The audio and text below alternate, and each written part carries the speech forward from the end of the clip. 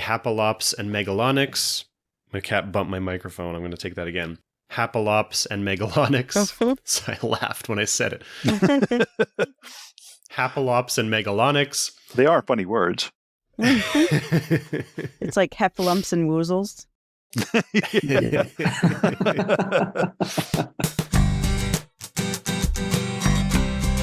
Welcome to Screens of the Stone Age, the podcast where scientists review movies about prehistoric people. My name's Josh Lindell. I'm a grad student studying Neanderthal teeth, and I'm here with... I'm Dr. Kimberly Plomp. I am a bioarchaeologist. I study the human skeleton, health and disease, and evolution. I'm Dr. Ross Barnett, paleogeneticist interested in the DNA of extinct Ice Age carnivorans. And I'm Dr. Advait Jukar, and I'm a vertebrate paleontologist. I mostly work on mammals, but I also dabble in dinosaurs. Thanks for being here with us again, Advait. I believe you were our first guest ever, way back on episode 5, when we were covering the movie Ice Age. So naturally, today we're going to cover Ice Age 2 and see if we have anything new to say about that one, considering it's mostly the same animals and mostly the same plot without the human child. Somewhat, yeah. It's hard to find a sequel when they're not actually labeled 1, 2, 3, 4. But I think we all watched The Meltdown. Hopefully we watched Ice Age The Meltdown. Yeah, they're not actually labeled with a number, so hopefully we all watched the same one. Yeah, so the plot was slightly different. I think the whole premise was still about finding your tribe and finding your friends and your herd. But it starts off with these animals on an ice floe, and everything seems to be melting. And I think the whole quest is to escape the meltwaters, but also to try to find more mammoths, because it seems, at least in the beginning, that Manny is the last mammoth on the planet. And so they go off on this quest and they find another female mammoth who thinks that she's a possum because she's been raised by a possum family. It's hilarious because she's trying to climb trees, and I don't think that would work out too well for large elephants. But then they kind of go off and try to escape the meltwaters and eventually end up finding dry land after getting on a large ark with the rest of these fairly anachronistic species, and manage to find a herd of mammoths. But I think what they decide to do eventually is just to keep with their family. And I think that's the central message. It's about family. It's about finding your people, even if they're misfits. All right, so we normally start off with nitpicking inaccuracies. I feel like the entire episode can just be discussing the Ice Age animals that are present in this, because there's not really that much else to go on. I guess we could talk about the environment. We can certainly talk about climate change a little bit, because I don't think it handles that very well, even though it's the sort of the main bad guy of the movie.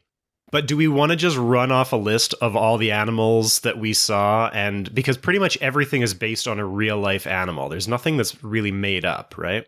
Yeah, mostly, I would say. There's some license taken, as you might expect, but most things have some kind of real world analog. I mean, you want to go ahead, Ross? Sure, but just sort of reel them off, sort of Tom Lehrer style in song. But there's Glyptodon, definitely. There's Macrauchenia, Moratherium, dodos. Looks like there are also chalicotheres, opossums as well, which are real. There's vultures. There are Protoceratidae, which are kind of weird deer things. There are ground sloths, and we can talk a bit about sloths in detail, because that's something I went on a bit of a rabbit hole journey after watching this. There's saber-tooths, Smilodon in particular, given the kind of anatomy that they've got there. It looks like there's Cape buffalo. There are weird prehistoric, like mosasaurs or crocodilians of some kind that melt out of the ice. What else we got? Some kind of horned beaver. Is that one real? There are horned beavers out there. They're called Mylogolines. But what's odd is that they typically have 2 horns, and this thing just has 1. So I'm not sure where that thing came from. So it's like a unicorn of the beaver world? I guess so. Yeah, every so often you'll get like a deer with just one antler or something. So maybe it's a genetic freak. Or There's a saber-toothed squirrel called Scrat, who I don't think has a direct analog in the fossil record, as far as I know. There are a lot of these like large squirrely-like things with saber teeth in the Mesozoic, so it might be one of those or might be inspired by that. Okay. There's one in Argentina. All right, Advait, you fill in any gaps that I've missed. What else we Yeah, got? so there was this large elephant-like thing called Platybilodon, which they reconstructed completely inaccurately. I don't think we had those in the previous movie, right? No. No, I think they're new. So you've got those. You've got these terror birds. You've got Brontornis, I think. It's the brown bird, kind of walks around on two legs. There are teratons, which are the vultures. Let's see, what else am I missing? We got the merithers. There's an armadillo. There's an anteater. I thought the Cape buffalo was a muskox, but I could be wrong. Mhm. It's kind of hard to tell what these things are, but given the Ice Age theme, it would make sense that it's a muskox. A couple of kinds of sloths, right? So you've got Sid, and then you have the smaller sloths, Yeah, which kind of all form a cult of Sid. Cult of Sid, the Fire King. Yes. And then, yeah, those two strange reptiles that are found frozen in the ice. But the whole meltwater theme seems to come from the Missoula floods. I don't know if y'all are familiar with those events. So there was a giant ice dam in North America at the end of the glacial period, just up north in Oregon. And once the last glacial maximum started to give way into the warmer Holocene, this ice dam started to melt, and you had these massive floods which would go down the Columbia Valley through the Willamette and then open out into the Pacific. And they were so big that they caused these things called the scablands in Oregon and Washington. These massive scours and gouges on the landscape. And people didn't quite know what they were until they realized that it's actually caused by these massive floods from these ice dam bursts. So that's a real thing, which had happened about, I don't know, 12,000 years ago or so. And it seems to have occurred with a frequency of every 50 or 100 years until the ice dam finally completely melted. So that was one of the things that I thought was the least realistic about the movie, because they're living in a big... I mean, certainly it's less realistic than you're describing in real life, but they're living in a big bowl, which is dry land surrounded by a wall of ice with seemingly an infinite ocean around them, and that seems very unlikely to me. Yeah. Unless it's like a volcanic island which is popping up out of that lake or something. No, there seems to be a lot of volcanic activity with all the geysers and stuff that go on. Right. And did Sid get his hair singed in like a lava pit or something? Yeah, Yeah. like Indiana Jones. I've had a look. I don't think, from looking at the image, I don't think what I thought was a Cape buffalo. It doesn't really look like a muskox, but maybe one of the extinct muskox, like Butherium or something like that, which has kind of like modern day muskox. They have a kind of helmet. Their kind of casque. It's very close to the side of the head, whereas the one in the film, they kind of come out quite a bit like Cape buffalo, which the extinct forms do. So yeah, maybe that would be a good call for that one. So I think that might be the first time that we've seen an extinct muskox on the silver screen. Hopefully not the last. Yeah. We do often talk about how North American, or like shows set in the North American Ice Age, kind of always ignore bison or things like that, even though that would have been something that was really common. So it is interesting to see the muskox, or whatever it is, featured a little more prominently. But I mean, this was my overall is that I really like Ice Age 1. I went to see Ice Age 2 in the cinema, hoping it would be as good. I was really disappointed by it just not being anywhere near as good.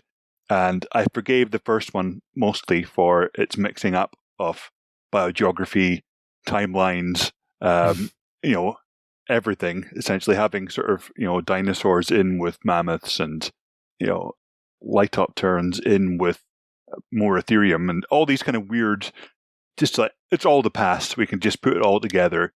And that's one thing that, people that don't know any better can get really confused by. And they go, oh, yeah, dinosaurs lived at the same time as mammoths. It's in that film. Yeah, Or dodos lived in North America. It's in the film. Aren't dinosaurs in the third one? They are. I Yeah. think there's a T-Rex in the third one. Well, they find There's this whole T-Rex in the first underground. one. Yeah. Is there a T-Rex in the first one? And UFOs. It's frozen. Yeah. It's frozen in the ice, I think. Oh, right, yeah. Yeah, in the third one, they find like an underground dinosaur world that's like a capsule of time. Right. It's like King Kong, right? Yeah. I think in the King Kong and Godzilla films, there's like this whole world of giant apes under the ground. Yeah, the land that time like forgot. the land that time forgot. Yeah. It was interesting to see the opossums in this, one of which is voiced by Sean William Scott, because we'd just seen him in Evolution not too many weeks ago. So that's two films that have Stifler in them that we've watched for this channel, which is not an awful lot, but it's still a bit weird. Okay, so I found a list of species in this movie, but it's from a fandom site that is just called the Parody Wiki, which I don't know what this is supposed to be a parody of. But anyway, it's clearly a fan-made list of species, so I thought we could kind of go down it and decide whether or not we agree with this list, because I think we're going to disagree on some points. And it doesn't point out who is who exactly, but it starts off with Mammuthus primigenius, Megatherium americanum, and Smilodon fatalis. So obviously that's our three main characters.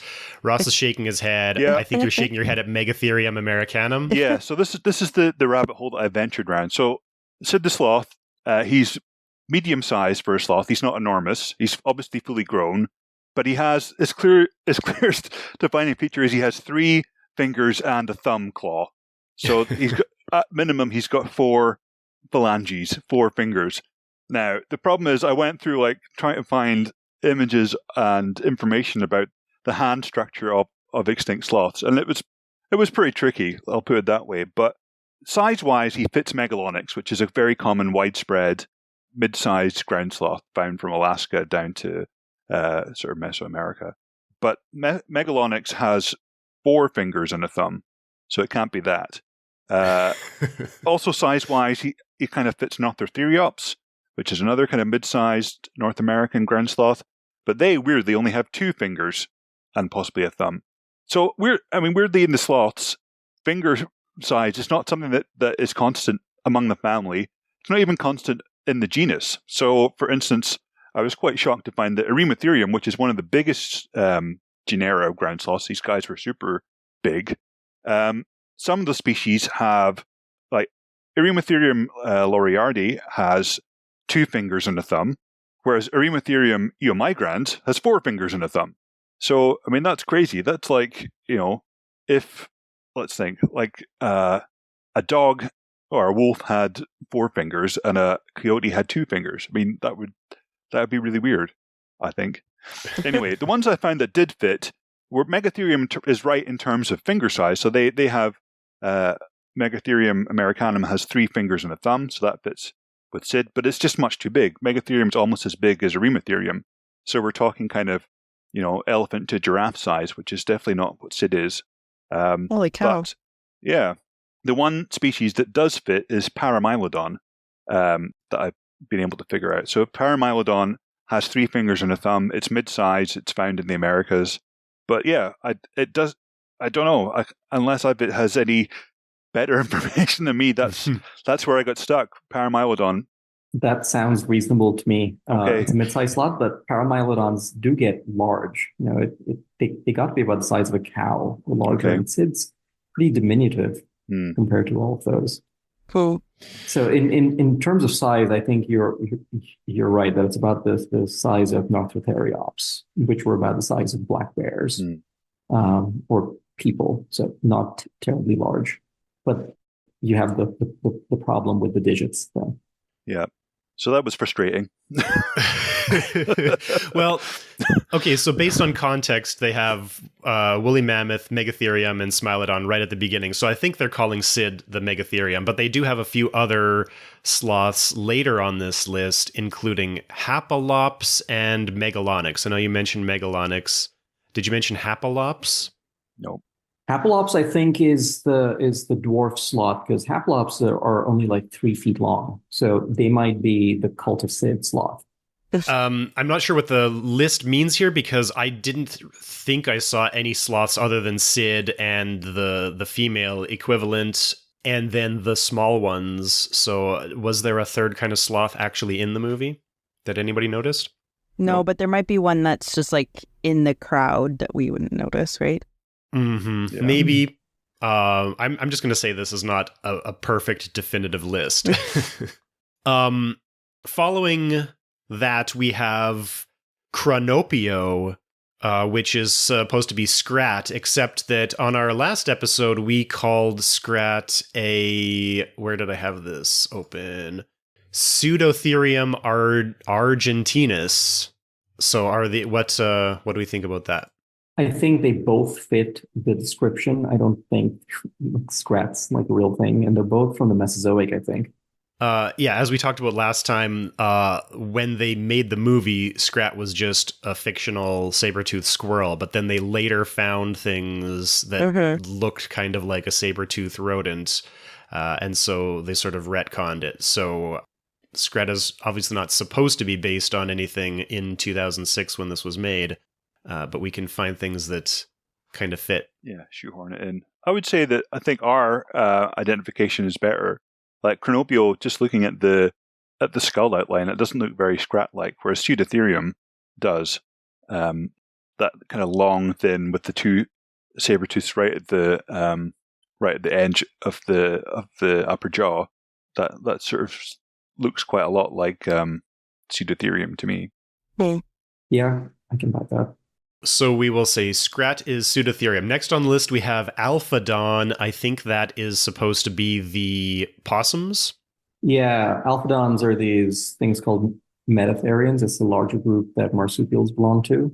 And they lived in the late Cretaceous, and they go extinct at KPG when the asteroid hits.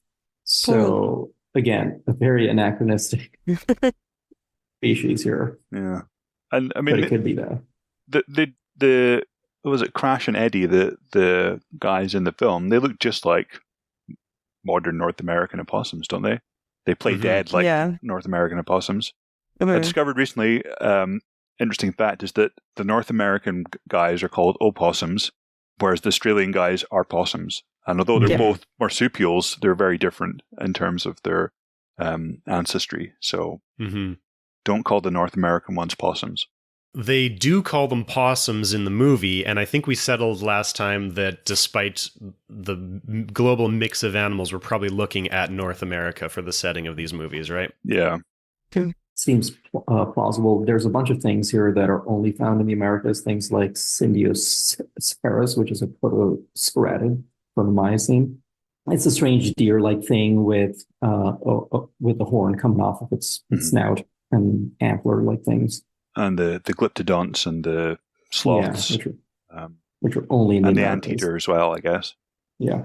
Okay, on this list we have, the next one only says giant armadillo. It doesn't give us a genus and species, but I'm pretty sure this is referring to that snake oil salesman. Does anybody know exactly what he's supposed to be? I think there's a few options. He could be Dasypus bellus, which is the beautiful armadillo, which is like just a bigger version of some of the armadillos that there are around just now. Or, I mean, could he be a pamphithere? It could be a pamphithere. Yeah. They're quite large, but then you also have giant armadillos around, which are also pretty huge. But he's able to curl himself into a ball, which makes him definitely an armadillo rather than a glyptodont, I guess. Yeah. Some behind the scenes for the listeners here. At the end of this episode, when I'm editing it to write the show notes, I'm going to have to listen over and over for every one of these fucking names to see if I can find a web page for it, figure out how to spell these names that we're saying out loud.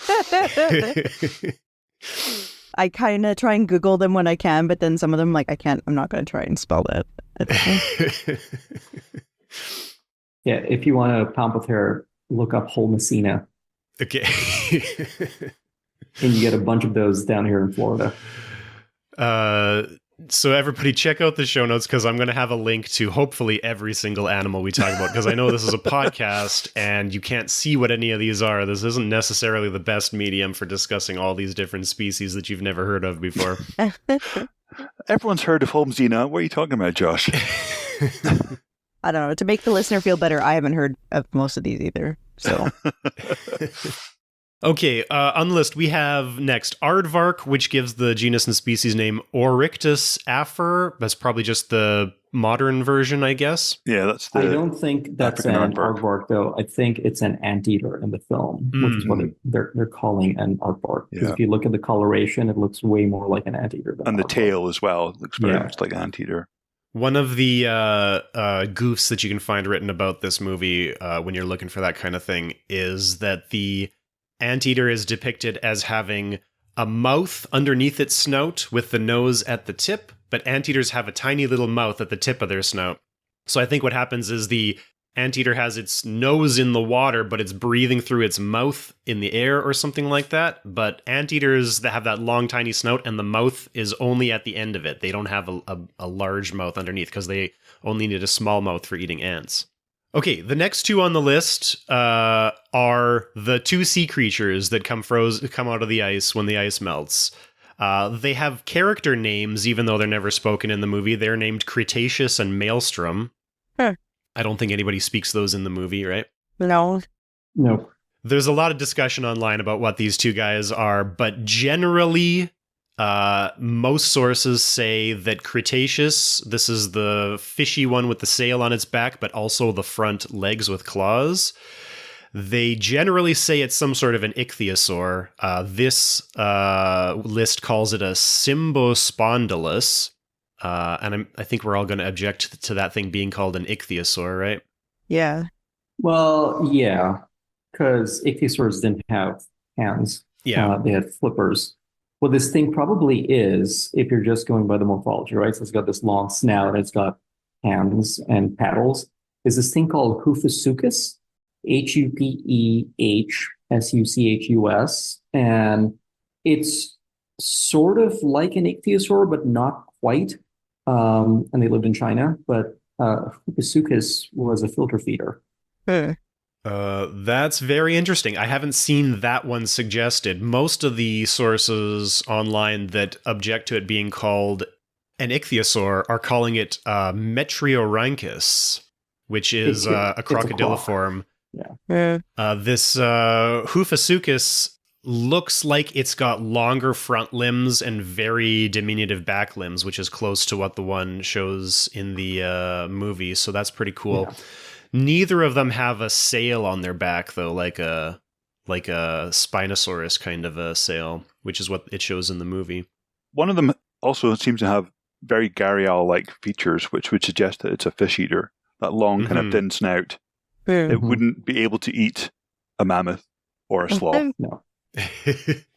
Well, yeah, even in the movie, the way the characters are depicted, they're both about the size of Manny. One's a little smaller and one's a little bigger, but neither of them are going to eat a mammoth, right? They're both aquatic things. They're probably designed to catch fish that could fit inside their stomach. Yeah. So it's a little silly that they're trying to catch Manny while he's in the water. Okay, the other one, according to this list, is Brachauchenius, which is a pliosaurid. And this is what most lists call it, although some more thoughtful discussions object and suggest that it is a globidens, which is a mosasaur. Do we have any feelings about that one? Yeah, so I thought about this quite a bit, and I don't know why, but I did. It's kind of like Ross's sloth-shaped rabbit hole. Based on the shape of the skull, it looks like this thing called Dacosaurus, which is a marine croc, Dakosaurus. And it is a fairly large croc with flippers and sharp teeth, which could have taken down large game. Good. Brachiochenius has a longer snout, and I've seen the actual skull of Brachiochenius, and it doesn't look anything like what they've shown in film.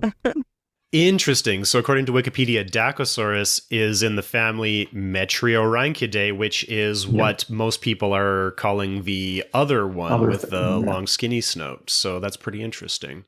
But they do have blunt faces, which is what makes me think it's actually Dacosaurus. Yeah, this one has an unusually blunt face in the movie. Yeah. Okay, let's run down the rest of this list. We've got red-bellied piranhas in this movie. That's a little strange. They try and eat Scrat, don't they? And his acorn. Yep. It kind of seems like they're mostly after the acorn, Yeah. oddly enough. Well, I mean, the piranhas are part of a mostly vegetarian grouping, aren't they? The close relatives of piranhas are they called pacu or something? Pacus. Yeah. Yeah. So. And are piranhas only found in South America? Yes. I guess a lot of the animals we're looking at are only found in South America too, so that's not that weird. But mammoths aren't. Woolly mammoths aren't. Okay, we've got Platybelodon, which we've already mentioned. This is kind of an elephant, but it's got a very... We talked about these in the Skyrim video we did. You called them shovel tuskers, right? Is that the one? They are shovel tuskers. They're probably the most extreme example of a shovel tusker because the mandible does look like a literal shovel. The way they've depicted them in the film is kind of odd. They look like AT-ATs from Star Wars with the long legs and sort of the short head, which is kind of strange because an AT-AT was based off of a Paraceratherium and not after a large elephant. But beyond that bit of nerd trivia, the older depictions of Platybelodon had them with these short trunks that would kind of fit on top of the tusks. But I don't think that's how it would work because they have to drink water. And the mandible would get in the way of them doing anything like grabbing food or drinking water. So they would have had to have had a longer trunk. A slightly related nerd fact is that there is actually a creature in Star Wars that's based on Platybelodon that isn't the AT-AT, but there's a character called Ifant Mon, who is one of the background aliens in Jabba's palace. In Jabba's palace, yep. And he has sort of shovel tusks and the trunk. There you go. We're just trying to out-nerd each other now. But yeah, it didn't even have tusks, the one in Ice Age, did it? The Platybelodon. Did it? Okay. They were just at the tip of the lower jaw, which is probably what they look like in real life. It didn't have upper tusks, though, did it? No, it didn't have upper tusks. Now, there is this Amebelodonta from China called Aphanobelodon, which doesn't have upper tusks, but it has lower tusks. So it could be that, but that's a newer species that was found. Was it found since 2006? Yeah, I'm pretty sure Aphanobelodon was found. Okay, so we have Moratherium, which I believe is the tapirs. They're not tapirs, they're elephants. Yeah. They're kind of ancestral elephant type things. I feel like we talked about this last time. I was like, oh, they're just tapirs, but they're not tapirs. They're Moratherium. And they probably didn't have trunks. So there's this thing about animals with trunks is that their nostrils have to be pulled all the way back on top of their skulls. And the nostrils of Moratherium are the tips of their snouts, kind of like what you might see in a dog or a cat, which would imply that they didn't have a trunk. We've got Brontotherium or Megacerops, which is sort of a rhino with a U-shaped horn on the tip of its nose. We only saw, I think, some of the kids at the beginning were these things, right? I think there's more of them in the first film, isn't there? There's quite a few. Yeah. Brontotheres. We have it's calling it a Megaloceros giganteus, which is the giant deer or the Irish elk, but the antlers on this one were not palmate like you'd expect. They were very slender, right? Mm-hmm. So Ross, you're shaking your head. Is it something else? It's everything else, Josh. Yeah. This is the one that I sort of thought it might be one of the protoceratids, which are deer-like and have that weird kind of horn on the nose, but they don't have much of a kind of antler. They're not very antlery, so it may be just a kind of extrapolation from that. Yeah, that's what I thought as well. It's definitely not Megaloceros. It's not a giant deer. No. Okay, we've got Glyptodon, which is like the big mammal turtle. This one featured pretty prominently because one of them actually got eaten by the sea creatures, which is possibly one of the only times an animal actually dies in the Ice Age movies. Apart from the opossums, they die all the time. We have Macrokenia. We talked about them a lot last time. They're kind of like camels with a little bit of a trunk, the way they're depicted here. Mm-hmm. but they're my girlfriend not thought they camels. were dinosaurs in this movie. So here's this thing about macrocenia. There might actually be cave art of a macrocenid. There was this giant wall of cave art that they found in the Amazon, which shows ground sloths and things that might be a macrocenid with a trunk. And that's really new, isn't it? That's only in the past couple of years that they found that. So that's pretty exciting. Let me see if I can find what it's called, because I did tweet out a link about it the other day. These macrocenids are strange, though, because they've got their nostrils on top of their skulls, which would imply that they don't have trunks. But this wall art suggests that they had a trunk. So what would the trunk be for if it didn't have nostrils? Their skulls are really weird. They kind of look like whale skulls with their nostrils right on the top. But they don't seem to have the muscle attachment points for much of a trunk. So the paleo art of them, in the kind of Walking with Beasts, the BBC adaptation, they gave them trunks. But I've seen them with kind of like fleshy airbags on the top and all sorts of weird things. They were just weird. I mean, I found the site is called Serranía de la Lindosa, this huge Amazon cave art site. And it's really, really cool. There's a lot of work going on with it just now, I think.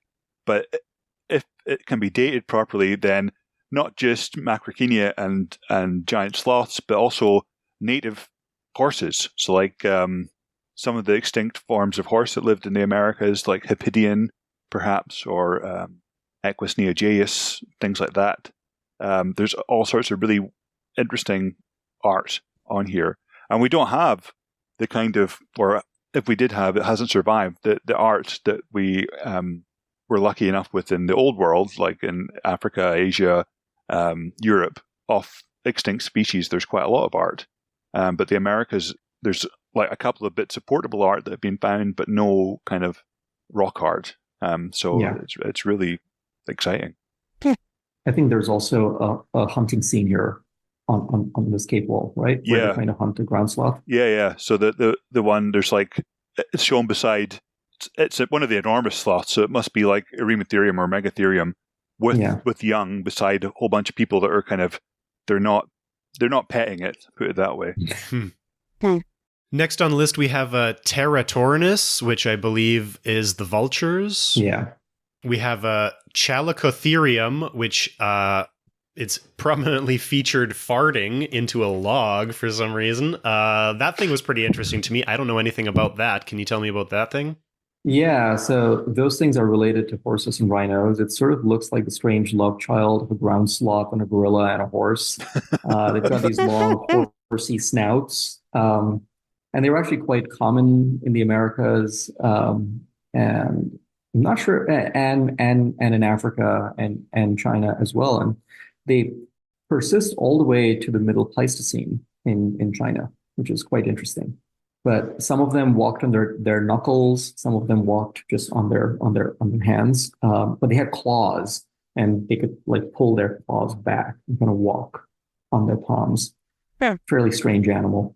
I guess like anteaters and some of the ground sloths, they can sort of knuckle walk. That protects their claws from getting blunted on the ground. Yeah. It really does look like a fictional animal. It doesn't look like a real animal at all. No, even the skull. There's one with a dome head that was found in North America. Weird. It's called Tylocathalonyx. Tylocathalonyx. Yep. And what was that dome for? Who knows? I mean, my interpretation of absurd things coming out of animals' heads is that it's for sex. It's the whole mine is bigger than yours. It's like human chins. Yeah. Yeah. Those sexy, sexy chins. Okay, we're almost to the end of this list. We have Baptornis, which is some kind of aquatic bird, I think. Oh. Yeah, that's the ones that were diving. I assume they were Pelagornis or some other kind of Cretaceous flightless bird. But yeah, whatever. There's a giant beaver, Castoroides ohioensis, but that doesn't have a horn on its nose like this one did. So, and it's also huge. It's like the size of a bear, whereas those ones are not bear-sized. Is this something else? I think the ones in the films are the Mylogolines, the horned I didn't see beavers. anything that looked like Castoroides. Yeah. But Castoroides would have looked like a giant muskrat because it didn't have a flat beaver-like tail. It kind of had like a long rat-like tail. And the one in the movie had a flat tail, right? Yeah. Which the Mylogolines also don't have. So I don't know. I feel like a lot of this is artistic license. Moving on the list, we've got a muskox, Ovibos muscatus. I think that's the modern muskox. That is the modern muskox. I think this one looks more like Butherium, which is the extinct kind. It's also a very fun name to say. We have Gastornis, which are the large flightless birds. We have a couple I mentioned already, Hapalops and Megalonyx. And we've got Amphikinus, which is some type of hedgehog, I believe. Is that an extinct one?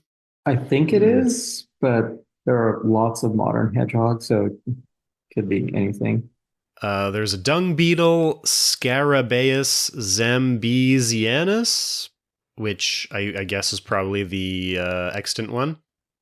And finally, we have a Syndioceras, which is a deer with a nose horn. I think, Ross, you were identifying it as something else, the deer with the nose horn? That's the Protoceratidae is the family that Syndioceras belongs to. So that's the whole list here. It's not correct. complete. This list is not complete because there were dodos in the movie, which they are not including on this list. So I don't know if there's anything else that was in the movie that was missed on this list. Raphis cuculatus, that's the binomial for dodos, if you want to jot that down at home. Yeah. There's apparently only one piece of artwork of a dodo that was made while the artist actually saw the bird. It was made by a painter in a Mughal court because there was a Mughal king who had a dodo in his menagerie. And it's this old Indian miniature painting which shows what the birds would have actually looked like. Everything else is based off of sailors' accounts. Really? Well, I'm gonna argue with you there. There are some that are not just of. Let me just get my sources. Here we go. He's just got a pile of books on this behind him. Of dodos, yeah. He does. Anticipating this. I've got other ones that are about the dodo as well. Let me just make myself seem a bit more. There we go, and that one as well. Nice. Let me consult my dodo books. But I think there's definitely other ones that were taken of recently killed birds, and other ones of like crude but done from life from people in Mauritius. So I'll just find some for you just now. But I know the one that you're talking about, Advait, that it's a really beautiful image. The one from the Emperor's court, because at that time dodos were so weird that they were given to whole bunches of important people just to kind of curry favor with them. And a dodo, for those of you who don't know, is a giant flightless pigeon. Yeah. So here's some from a ship's log that's done from life or recently dead. It's quite well done, quite natural looking. And looks far more athletic than some of the other depictions. Here's some other kind of ones from the same journal of sort of living or recently dead. I'm aware that this is not fantastic. Yeah, this is great podcast material. Yes. But that's the image that Advait's talking about right there. Oh yeah, beautiful. Yeah. I'll see if I can find copies of these online that I can link in the show notes. They're quite commonly available online, so you should be able to find them. But how do you feel about the white dodo, Ross? I mean, it's almost sort of. Do you think it's just a solitaire? I think it could be just an albino dodo. Because I mean that's something that happens fairly commonly in birds, and also in other. There's other records of extinct birds that had kind of white forms as well. Certainly in the mascarines, there's other. So the dodo's just on Mauritius. Then you've got the solitaire on Rodriguez, which is related but quite distantly. So, and the white dodo is sort of talked about. But I mean, it could be a bunch of things. It could have just been a badly prepped, bleached dodo skin. Could be all sorts of things. And with sort of 400 years of time, it's going to be difficult to sort it out now. That was a comprehensive exam question for me for Oh, my right. PhD committee. Wow. Yeah, that was the let's see if we can stump him question. Holy cow. That's nasty. Now, here's another one. How did Sorry. you answer it? I actually anticipated that because one of my committee members had talked about it, and so I read up on the white dodo. Wow. Beautiful. Yeah, that's another one. That one's probably from life. That's such a random question to ask. Like your PhD wasn't on dodos, was it? No, but it was on extinct megafauna. So I guess they kind of wanted to ask about quaternary extinctions elsewhere and see if I knew about birds in addition to mammals.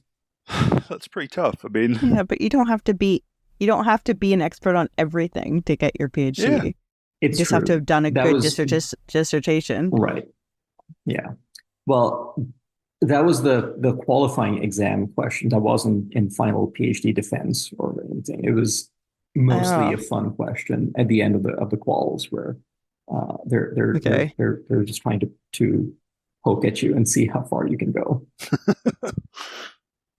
It's all academic hazing. Glad that yeah. I think I probably would have failed out as a paleontologist then. So I think those are all of the inaccuracies, right, in the film, Yeah, at least in terms of the. There's certainly no other ones. Yeah. We could talk about the depiction of climate change, because I found that pretty disappointing in this one. They just don't really talk about it, do they? I mean, it's central to the plot, and yet they really don't talk about it, right? The plot is that the ice is melting and it's going to cause a flood that's going to kill everybody. And then Manny denies it at first. He's a climate change denier. And then somehow is convinced. I'm not sure how. But he saw evidence, so that's a good thing. Yeah, I guess so. An empirical mammoth. And then they don't really talk about it at all until Sid meets all the other sloths who worship him as the Fire King because he knows how to make fire, which, by the way, this whole Sid Fire King subplot, completely incidental to the plot, and you could take it out and not lose anything. Now, this is I don't know if we want to get into it until right at the end, but I hated this movie. This was one of the worst movies we've ever seen. You could cut an hour out of this movie without losing any of the plot. I was so bored by this movie. Absolutely, it was like a notch above Neander Jin. One of the worst movies we've ever watched. I can't disagree. I mean, it's disappointing, especially because the first one's so good. Yeah. And it's it's disappointing, but it's not as bad as the movies we've watched. Sorry, go on, Russ. This movie has a 6.8 out of 10 on IMDb, which baffles me. Yeah. I didn't particularly like the first one, which I know is something we got into on the first episode, but compared to this one, that first one was a perfectly acceptable movie. This one is like, there's basically no plot. The plot is running away from climate change, but then they don't even really flesh out the climate change. And then the climate change isn't enough of a bad guy, so they add in these prehistoric fish, which don't do anything plot-wise really, except that they help get the possum mammoth out of a trap at the end. Because Manny uses them, he manipulates them, but like he could have found another way to do that. And then the vultures are also kind of a bad guy, but not really. And they also don't do anything. They have a whole musical number, singing a song, which, by the way, I hate. It's that Food, Glorious Food from some musical. Cannot stand that song. I don't know why it shows up in so many places, because I hate that song just like musically. So you cut out, and also they really amped up Scrat in this movie. He takes up way more screen time, which I don't find that interesting. So cut out Scrat, cut out the vultures and their musical number, cut out the prehistoric fish, cut out the subplot with subplot is generous here, the Fire King thing with Sid and the other sloths. If you cut all that out, you've got a half an hour worth of movie. And I was so bored by this movie. How did I get into this? We were talking about climate change. The only reason we find out how climate change is happening is because they're going to sacrifice Sid to a volcano, because they're like, the volcanoes are causing the ice to melt. And like, that's not, this is not helpful to anybody. Children can understand a little bit of nuance. I know it's a children's movie, but if you tell them that climate change is happening because of volcanoes, then how are they going to understand climate change that's really happening in the world, which is obviously what this is about, right? So like you could do a little bit more nuance in that, I feel. I feel like saying, oh, volcanoes are hot, they're melting the ice. It was just really lazy in terms of, putting any real moral into this movie, right? Yeah, it's bad. I mean, I watched this on 1.5 times speed, which is always my kind of metric for whether it's a good film or not. And I knew it was a bad film already because I'd been so disappointed seeing it in the cinema. And yeah, they don't really, I mean, it's not even climate change, it's just local flooding that they're worried about. Yeah, but it does sound like including Food Glorious Food in the musical number kind of tipped you over the edge, Josh, I think. Yeah. It's going to be in his manifesto. Yeah. I was totally tuned out for that montage. I don't know if anything important happened while they were listening. I was just yelling at my girlfriend beside me that whole time. I completely stopped watching the movie. But it's another one of those walking films where it just they go on a walk for reasons, and we've seen it so many times on our kind of bingo card of prehistoric tropes. But yeah, it's really boring. It is not. It's the worst of the Ice Age movies. I give you that. But it's not as bad as a lot of the movies we've had to watch for this podcast. Wait, is it worse than 3? Because 3 was pretty bad. I laughed more at 3. It did have a big primate in it. Yeah. For me, it's just about the jokes. I didn't think most of the jokes. There were a few good laughs, but not that many. It's not very funny.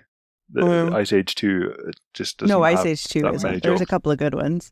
Like I like when Eddie and Chase wake up and it's flooding, and one of them's like, "I told you not to drink before going to bed." Yeah, that was a good one. That was funny.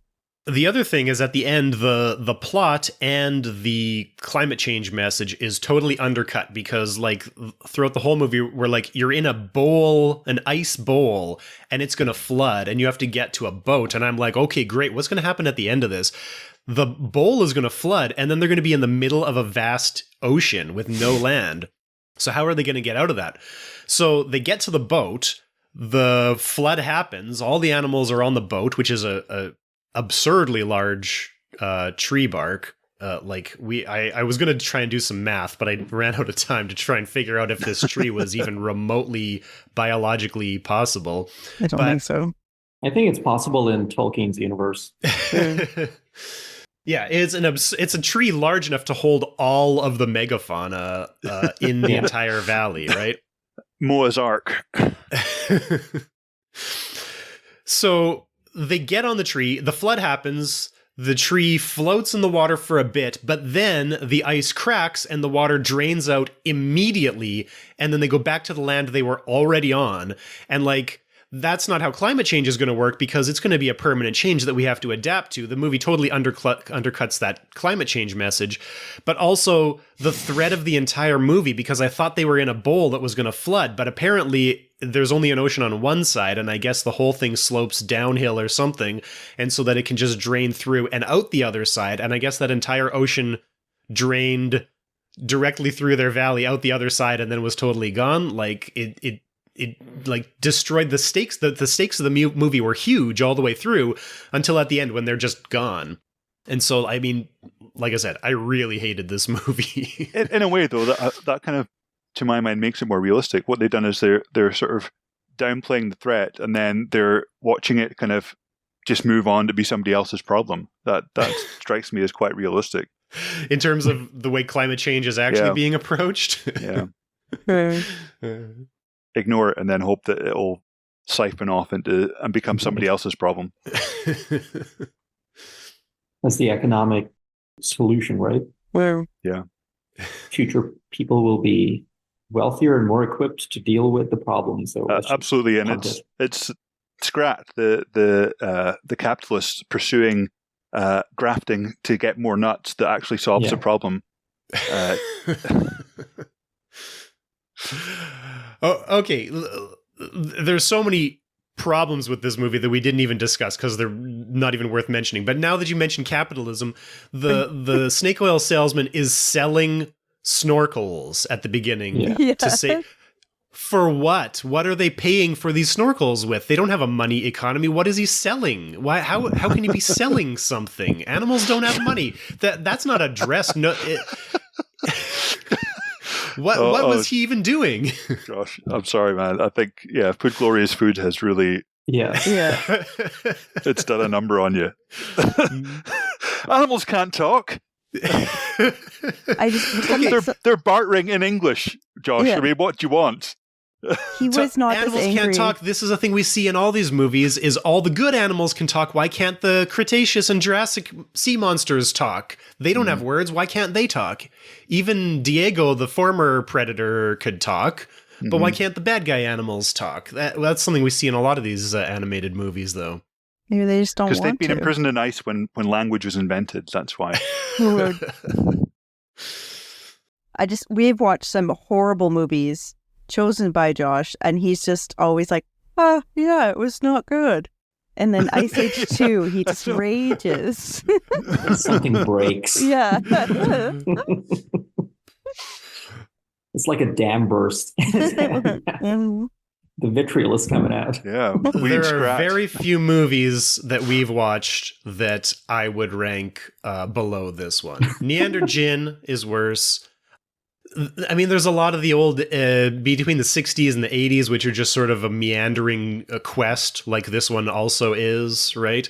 They're kind of boring, but they didn't make me angry the way this one did. Clearly. Well, coming back to the frozen lizard, I'm sure y'all have talked about this in the past. Like, you can't freeze things in chunks of ice. You can't freeze things from the Mesozoic in chunks of ice because the ice didn't exist. It didn't exist in Antarctica until like 30 million years ago. It didn't exist in the Northern Hemisphere until like a couple of million years ago. Yeah, I think we talked about that in the first Ice Age episode too, because there's the Tyrannosaur on ice, but there is no period of time. There's no place on Earth where there could have been ice that was solid ice from dinosaur times to the present times, or till the Ice Age. And also, if you've seen what happens to your meat in the freezer, that was exactly what would happen to all of these things in the ice. Yeah, I mean, we see even with the sort of Pleistocene mummies of things that have been in the permafrost, they are not good. They are kind of all messed up and definitely are not coming back to life. In fact, there is a woolly rhino mummy discovered just this week by some gold miners. And yeah, that's not even as a zombie is that thing going to come back to life because it is messed up. We've even watched a movie about a zombie mammoth that came back to life from the ice, and Josh was not that angry about it. Well, it was possessed by an alien, so... Yeah, that made total sense. I mean, it's kind of a common theme, right? So Ensigno Man has Brendan Fraser locked in a block of ice, and they thaw him out. It's definitely on our bingo card. Yeah, we didn't really do bingo for this one, but it's definitely we play a bingo game where we check off all the tropes that show up in all of our movies. Frozen in ice is a huge trope for Ice Age or caveman movies. Going on a quest, out of place or biogeographically inaccurate animals, out of time animals. Yeah, it definitely checks off a few of the bingo things. Something else that annoyed me was when these reptiles eat the glyptodon, they kind of suck it out like a turtle, but that's not how a glyptodon works. It just it's got a carapace, but it doesn't have a plastron. You can just go through its belly if you wanted to. And like, that's a very good point. That's always done with turtles as well, but the turtle's shell is its ribs. Like, same as the glyptodont. The backbone is the glyptodon. It's almost as if they were taking liberties with anatomy. I mean, it's disgraceful. Well, you guys know how I feel about this one. Do you have anything else to say about it? I think, it's not as bad as you make it out to be, but it's just not very good. And it's a big sort of step down. It's a cartoon. It's fine. Yeah, it's for kids. Just switch off your mind and enjoy a sloth that has the power of fire. You know what we didn't mention is there's a kind of a good I'm not going to say feminist because there's only one female character in the entire movie. But there's this whole plot where Manny thinks that his species is extinct, and then he meets a female mammoth, and he's like, everyone's telling him, oh, you can repopulate the earth. And it's like they're meant to be together because they're the last two. And he sort of fumbles his way into this conversation with her about, hey, like, oh, we're the last two. Maybe we need to get together. And she's like, no, I'm not really into you. And like that was kind of nice because it sort of subverts that idea that you have two characters that have to go together because the movie says they do, right? But then it subverts that at the end when there's a whole herd of mammoths. They don't have to be together. They can choose any mammoth they want, or she could choose a possum since she's still a possum, right? But no, they have to get together at the end because they are the main characters, right? So it almost did a really good job with a message there and then sort of undercut itself by putting them back together at the end anyway. Well, but they liked each other. Yeah. They kind of didn't like each other most of the movie. A choice on both ends, right? A lot of the movies we watch, it's not necessarily a choice for both. Well, that's true. Mm. He also liked her big butt, which was... He did, yes. Yeah, especially for 2006. I know we're a lot more body positive than we were 20 years ago, but... There was a lot of fat shaming in this movie, though. There was a lot of, It's weird that there was so much fat shaming in the movie, but then I guess that's why it was a joke, because she asked for a compliment and he said, you have a big butt. And we're like, uh-oh, he insulted her big butt. And then she actually thought that was a nice compliment. So I guess it was only funny because we were living in an age of fat shaming where it was subverting the expectation in that way. Not that there still isn't fat shaming in movies today, but, you know, less than there was 20 years ago. Yeah. I would like a cult of sloth. I think that would be great. Just like a bunch of tiny sloths worshiping me all the time. And throwing you into a volcano. Until they tried to sacrifice you. Yeah. Yes. You skip to the end, to the part where they don't want to throw him in the volcano anymore and just do whatever he says. Okay, physics. They throw him into a volcano and he's got some sort of he's tied up in a rope. He's falling, the rope unwinds and catches on the wall on the way down. He unwinds and falls and bungee cords back up above the point where he fell from, above the cliff where he fell from, higher still and into the sloth effigy. You can't fall down and through the force of elasticity spring back up higher than where you started from. That annoyed me too. But you're forgetting as well, Josh, that he's got lots of air trapped in his fur, which is getting heated by the lava, turning him into a hot air balloon. We're also in a cartoon universe here, so physics doesn't apply. Like, you're going to rip apart Bugs Bunny and the Coyote and stuff? Mm-hmm. No, see, Bugs Bunny and the Coyote makes it feel like a universe where the physics are different.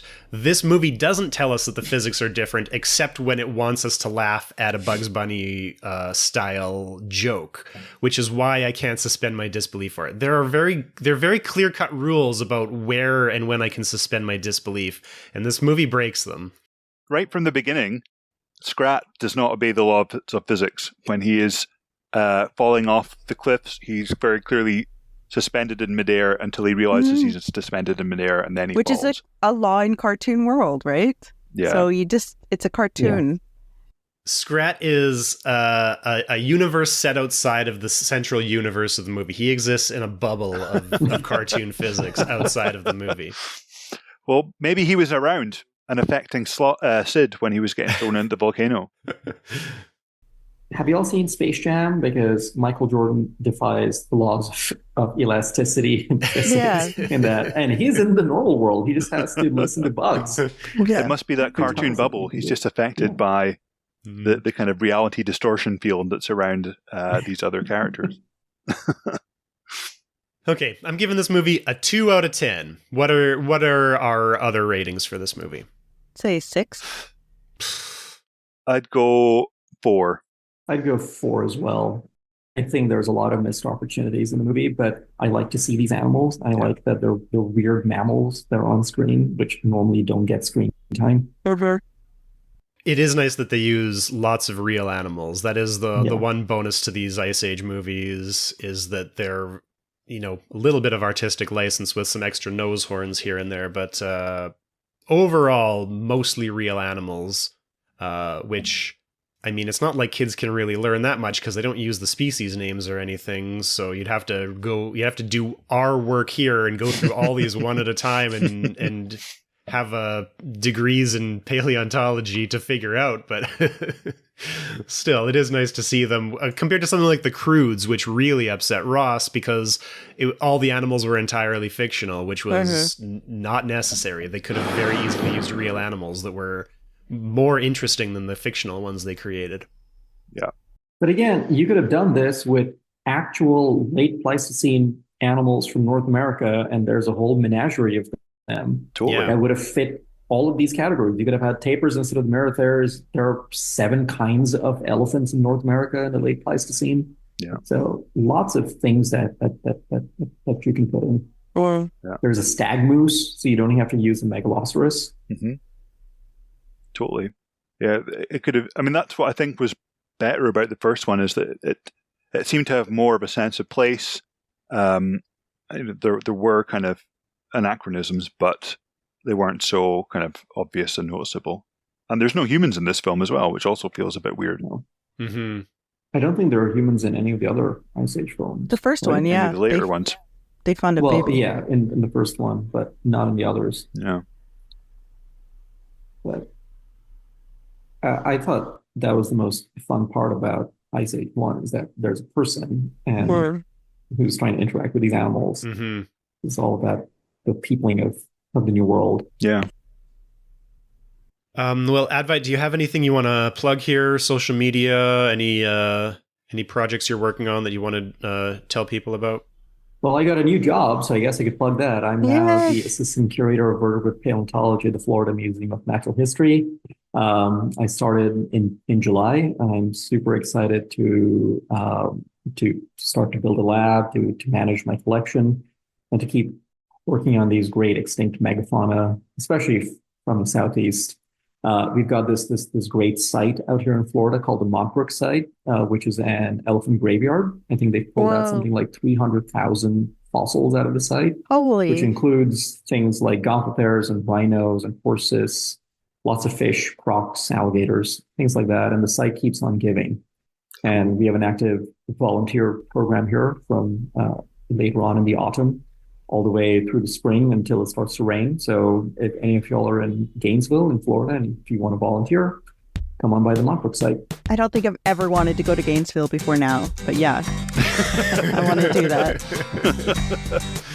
And it's really easy to dig because it's a giant sand pit. So you can just go through with like a screwdriver or a trowel and just pull these bones out. Wow. That is a good plug. Yeah. Yeah. Come visit. Yeah. If you've been enjoying Screens of the Stone Age, get in touch with us. Follow us on Twitter at SOTSA_podcast and on Facebook at SOTSA podcast, or send us an email to screensofthestonage@gmail.com. Screens of the Stone Age is supported by the Paleoanthropological Society of Canada. Find out more at pasc-scpa.ca.